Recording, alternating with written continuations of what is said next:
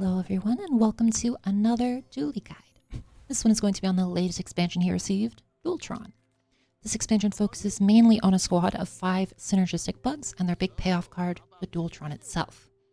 Each of the bugs charge when adjacent items apply a particular status effect, so before we start talking about them, it's important to know that passive items do count here. So things like metronomes or an enchanted robotics factory. However, skills do not count for charging, so I'm afraid you can't use warm hugs to make your mantis fire off like a machine gun. They do, however, work for Dooltron, so use skills to your heart's content with him. But with that out of the way, let's get into the items. Our first bug is the Yellow Mantis. This bug charges when adjacent items burn and hastes up to 5 targets for 1 second when it fires off. While this bug is definitely one of my least used bugs of the patch, it has a lot of utility outside the standard bug and friend comps. Mantis pairs very well with Nitro, allowing it to fire 4 seconds into the fight and greatly speeding up the start of your build.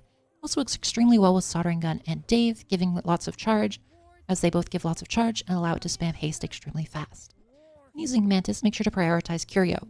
Rocket Boots greatly increase the power of this item, and can often lead to perma-hasted boards just with this item alone. Naturally, this also pairs well with Firefly, but a lot of the time Firefly prefers other hasted items instead when building the full bug setup.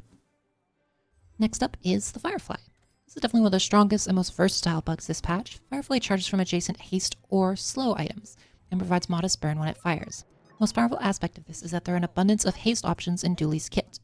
While it can pair well with the Mantis and the Spider, it can often work even better with items like DJ Robot, Solar Farm, Pyrocarbon, or Metronome. This versatility allows it to not only be used in bug builds, but also in more standard burn-focused builds as well. In the mid-game, the Firefly can be a powerful source of damage if you have a good source of haste, and in particular if you have a way to scale it, like Searing Flames or Conflagration. When running in a bug comp, it will often be a competitive source of damage late into the game, competing with your main carry while also providing many triggers to help boost the other bugs. Enchanting this bug with poison can allow it to double trigger the Spider, producing even faster bug loops, but you can also look for things like healing or shielding if you have a good source of scaling for it, as it can be a good option to increase your survivability. Next is my favorite bug of the set, the Spider. This little guy isn't as much of a carry as the Firefly, but he fits into a ton of builds and is often the main engine for your bug builds, while also unlocking powerful slow synergies. The Spider charges when adjacent items burn or poison, and slows up to 5 targets upon firing. Each target counts as a separate instance of slow, meaning it quickly charges your Firefly and Wasp, while also triggering skills like Slow and Steady and slow targets for crit and damage scaling on things like Drill. This bug is often a mid-game priority to upgrade, assuming you don't have something like Bulldozer to worry about, as each tier gives more targets and thus more scaling and thus more charging.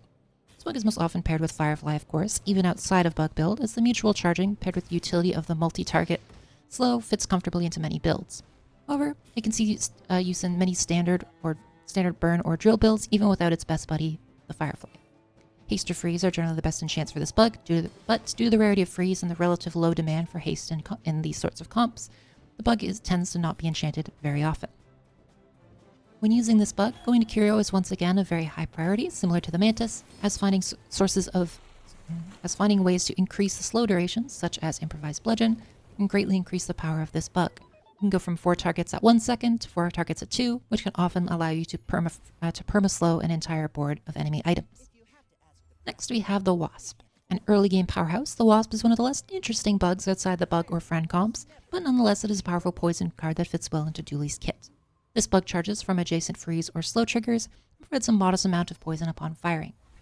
Early in the game, this can allow you to take advantage of poison skills you've been given or synergize with Chemsnail for an early poison comp. But due to Dooley's lack of useful slows outside the Spider itself, and the current best freeze enabler being the Beetle, this bug mainly sees use in the bug comp as a driver for the Beetle. It can also be used as part of a drill build, but mainly as a bridge to more powerful enablers. When used in the bug comp, you can enchant it with fire to increase the speed that the slow Beetle fires, but otherwise it's ill-advised to invest heavily into this little guy. While poison can be quite powerful, Dooley currently lacks support for the status effect, with burning being a much greater focus for the character. However, if you can get creative with cross-class items like Yeti Crab and Sapphire, you can eventually use the Wasp as your main damage dealer in a freeze lockdown comp. And then our final bug, last but not least, is the mighty Blue Beetle. This beetle charges from adjacent poison and can freeze up to 4 targets for 0.5 seconds upon firing. While this may seem like a short duration at first, this beetle can be deceptively powerful when used in the right setup. When paired with a multicast enabler like Robotics Factory or a freeze duration increase item like Snowflake or a Sapphire, the Beetle can often lock down an entire board by itself, giving you free reign to slowly, or quickly, chip down your opponent without worrying about them retaliating. Due to the high number of freeze targets, this bug pairs well with skills like Shatter or Reaching the Summit to give damage or crit scaling respectively. Due to the rarity of poison in Dooley's kit, this bug's passive is often not used outside the bug comp itself, unless you find a poison enchant on something fast like a drill, but it's often a good target for something like fiber optics in a drill build, as the powerful crowd control that it offers is worth it even with just the manual charge from fiber. When used in a bug comp, enchanting this bug with slow can help with the loop, although generally you have better targets for enchantments, so you want to focus on those instead. Finally, outside the bugs, we have the mighty Dooltron himself. This item has the same passive as our beloved power drill, charging 1 to 2 seconds per status effect applied with a 30-second cooldown and a whopping 1 to 2,000 damage payoff. In addition, Dooltron provides shielding whenever you use a friend, giving friend comps greatly needed survivability and buying you time to set off your big bomb of a bug. Dooltron is mainly going to be used as a payoff in the bug comp, which we'll discuss more in a little bit, but can also work alongside something like drill in a more traditional drill comp.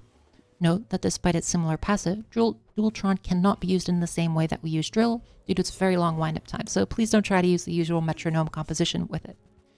And while Dooltron's enchants are very funny, they're generally not the most useful outside of options like obsidian or shielding, so generally your enchant pedestals will be better spent getting Dooltron firing faster rather than enchanting the big bug himself. And outside of our Dooltron squad, we have some useful tech items. So our first one is the Z Sword, or the Zord as it was originally called. This item does decent burn and physical damage while reducing the cooldown of adjacent items by up to 20%. It also has multicast when paired with a large item on the field. While it may seem unimpressive at first, I found this sword surprisingly useful in burn comps that utilize solar farm, such as those with thermal lance or some variants of drill. The main draw of this item is the powerful cooldown reduction, something Dooley previously had very limited access to. You can pair it with a drill to fire off the drill faster, solar farm to make it fire faster for more haste, thermal lance for more burn, or a starter like nitro to get your comp rolling a little quicker. The burn and damage on this item is also fairly reasonable, particularly when the multicast is enabled, so it contributes a decent amount to your damage while also providing supportive capabilities. Also worth remembering that the cooldown reduction works even without a large item being present. This allows the sword to serve a supportive role even in builds that focus on smaller items, especially if you have something that really wants a lowered cooldown.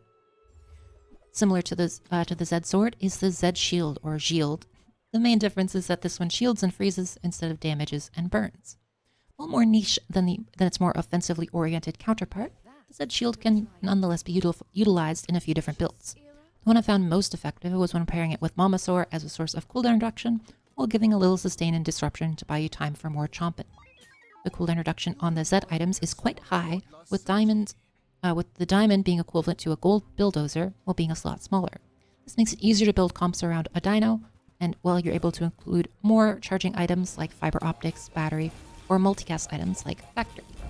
Also works well with items like force field, if you have the space on your board, speeding up your activation time by lowering the cooldown on multiple items, while providing some freeze and shield as a backup in case your initial shot doesn't kill.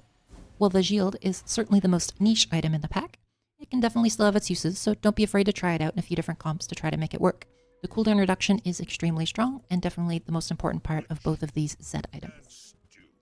Speaking of niche, the Dooltron Mainframe is one of the items with the narrowest build paths in the pack. This passive medium item allows your friends to charge the core by 1 to 2 seconds on use, while also providing haste to a large item on your board. It also passively provides your Dooltron with the core tag, allowing it to benefit from the core charging passive, as well as powerful skills like Overclocked. This last part works even from stash, so it can be worth holding onto just for the free core tag when running a Dooltron build. When on board, this is mainly used to give your Dooltron a very fast charge when your bugs initially fire, but it generally lacks the board-wide support that the other options for this slot provide. Outside of a Dooltron comp, this could potentially be used for some sort of core carry composition with bugs as support. However, with the loss of motherboard, this is mostly just theoretical at this point. One thing you can do with it, however, is to pair it with a Beast of Burden that has the core tag. The beast will charge and haste itself whenever it fires, leading to one very fast llama. And then last but certainly not least is the Sat-Comm. This is the equivalent of Vanessa's fishing rod, but for friends instead of aquatic items. At the start of each day, the Sat-Comm provides you with one friend of equivalent rarity to it from any hero. When used on the board, it provides a modest amount of haste to the friend to the right of it, but you'll most commonly be keeping this in your stash to generate you small friends to use in bug builds, friend comps, or simply to sell and boost Dooley's generally lacking economy. Most commonly, you'll be using this to search out the rest of the bugs needed for your bug squad, but there are a few useful friends you can find from other heroes that Dooley can make good use of. Catfish in particular can be powerful early when paired with the many sources of haste Dooley has access to, in particular the companion core. Dragon Whelp is basically a small flamethrower that can pair well with flat damage sources while also being very cute. And many of Vanessa's small friends that came out in her current or previous expansion can serve useful utility or mid-game damage roles in bug or friend synergy comps, so don't be afraid to try them out if you see them. Finally, we'll discuss the main build that's grown from these new items, that is the bug comp, or Exodia, as some people have taken to calling it. Bug comp is fairly straightforward to build and can be extremely powerful, but there's a lot of small optimizations you can do to get the most out of it. Towards the start of the game, taking income can greatly assist in creating the build, as you'll need to be aggressively hunting through the shops and re-rolling to get bug upgrades, and many of the important pieces from the build are quite large and expensive. Early on, you'll want to focus on something other than bugs while mainly using them for utility where possible. While it might be cool to play the full squad on day 2, their damage output at this time is quite low, and you'll generally fall behind the other builds you're playing against. Focusing more on your core during this time and keeping the bugs in your bag for future use is generally your best bet. However, if you're running Companion Core, you can run the squad with the Monitor Lizard and the Companion Core itself for some early wins using Poison. If you're able to find an early drill, it can serve as a good damage source early on and allow you to field your bugs early. With the right setup, it can even last you until endgame with the powerful instant starts and usual looping nonsense the drill is known for, pairing well with the bugs themselves. The main mid-game enablers for the bug comp itself, however, are Bulldozer and or DJ Robot. Cooldown reduction from Bill is extremely powerful when paired with bugs, allowing them to loop with fewer upgrades and greatly increasing their output and alleviating their slow start. A Diamond Bill alone can often allow bugs to make their way to 10 wins all by himself, if you have enough utility added to the squad. DJ Robot can be similarly powerful, particularly in early to mid-game, by supercharging your bugs and their loops through haste and haste procs. When using the DJ, you want to drop your Mantis from the comp and place your Firefly next to the DJ. This is because each item hasted counts as a separate haste charge for your Firefly, which makes it fire off extremely quickly whenever the DJ goes off. This allows you to use Firefly as the main source of damage for your comp. However, the DJ doesn't reduce cooldowns like Bill does, so if you're running one without the other, you'll want to look into adding something like Nitro to your board to enable a faster start by charging the Mantis or the Spider at 4 seconds. The difference between 4 and 6 seconds can be huge in the current meta, and often the difference between winning and losing, so making sure your loop begins as fast as possible is extremely important. Charcoal is also a good friend to throw into your composition here if you have some spare slots. Recently buffed, Charcoal synergizes extremely well with the rest of the bugs. Their fast firing scales him extremely quickly, and his scaling burn can quickly get out of hand in the mid-game, where he'll often serve as your main carry for quite a few games. As for endgame options, there are 2 main compositions you'll want to look at, depending on which of the large utility items you find throughout the game. The flashiest one is definitely Dooltron.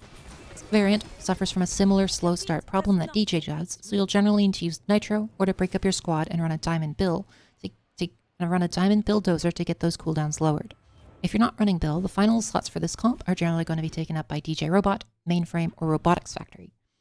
The DJ is the easiest to find, so you'll most often be running that variant, but the others can be reasonable options too.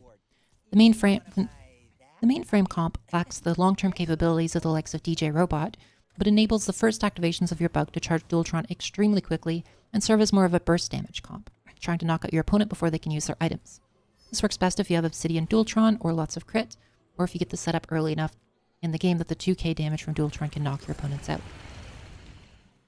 The Robotics Factory variants often will have a very slow start as well, so again, you'll want to use Nitro, or if you're feeling lucky, you can just let your bugs charge.